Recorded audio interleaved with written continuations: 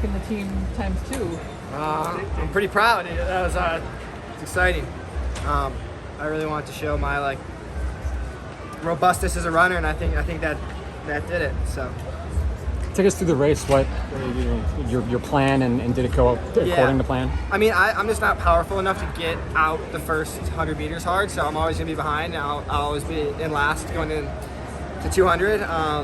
It was like it bunched up, so for a second I just thought I'd go in the back on the rail and move up, but then I kind of felt it slow a little bit, so I decided to go wide and work my way up to the front. Then I just got in Bryce's shoulder, hung there for a little bit. Brandon Miller went by. I wasn't quite, kind of similar how Cole went by. I wasn't quite confident enough to go that hard, that far out. So I decided to wait a little bit. Been coming around the bend, just trying to get my legs moving fast, go as hard as I could. I knew I was in position to be on the team, so try not to let anyone pass me. But I was viewing it as another round to get to the Olympics. So yeah, did that. Super proud of Bryce. I love Brandon. He's always been super great to me, so really happy to share the team with them. It's really exciting. How do you feel going into with Bryce? It was pretty exciting. It's weird. The 800 came so much easier than the 15. So it feels too good to be true. I think it's pretty interesting that we're the best 800 duo in the country now, even though. If you look at our workouts, we don't really do that much 800 work ever. So I was thinking about that. It's pretty interesting, but I don't know. That's my boy. I'm super proud of him. When did you start training with you guys? November.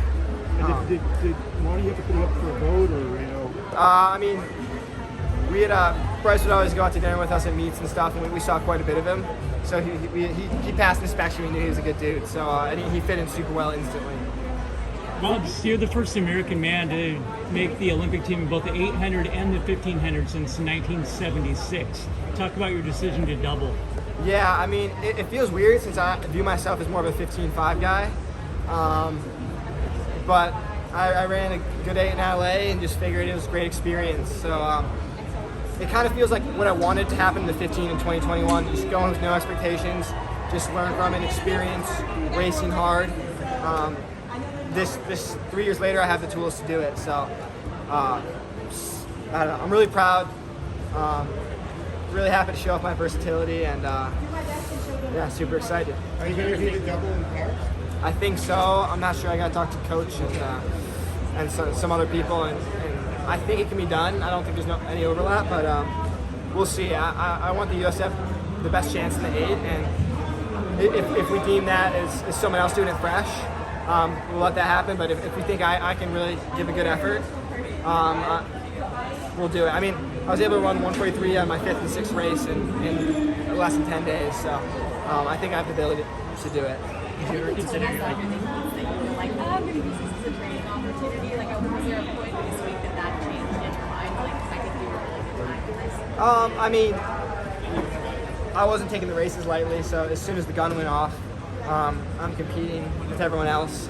It's not a training interval, so again, I just think it's taken a little bit to build up that maturity to be able to focus like that, even if I'm not feeling super nervous or super poised, just a little emotionally flat. But I just kind of feel like I've developed the skill of racing hard no matter how I feel. You spoke about off the close of the finish line, the 1500 that weight lifted off you. Did it feel like you're just running free these whole rounds with being already on the team? Yeah, and I felt pretty confident after the heat too.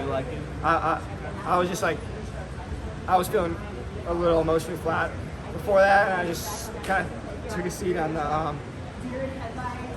on the starting block, paying the number, and just thought, I'm all right, well, it's not fair to anyone in my circle to not give a good effort. So I know I'm able to, even if I don't feel like it. So that's what I did. I went out and gave it a really great effort, and that I feel set me up really well for the final, and feeling really confident.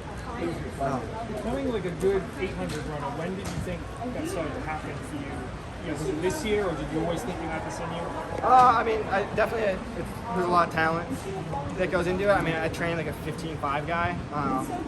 I have a really great strength coach, and shout out Andy K, and then a really great coach helping me with a lot of speed development stuff, Pat Henner. So those two really have made a huge difference in my like top end speed, my efficiency, running fast, and just a lot of that 800 specific thing, just through the lifting and speed development. So I would say adding that to my training for sure helped.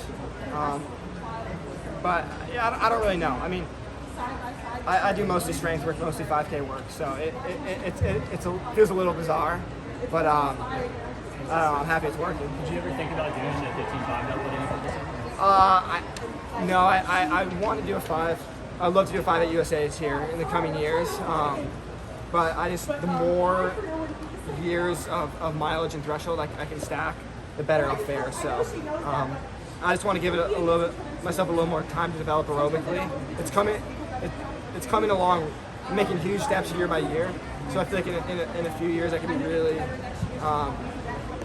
really competitive in the 5, but it's just one of those things you can't rush. It just takes year after year of consistent aerobic work.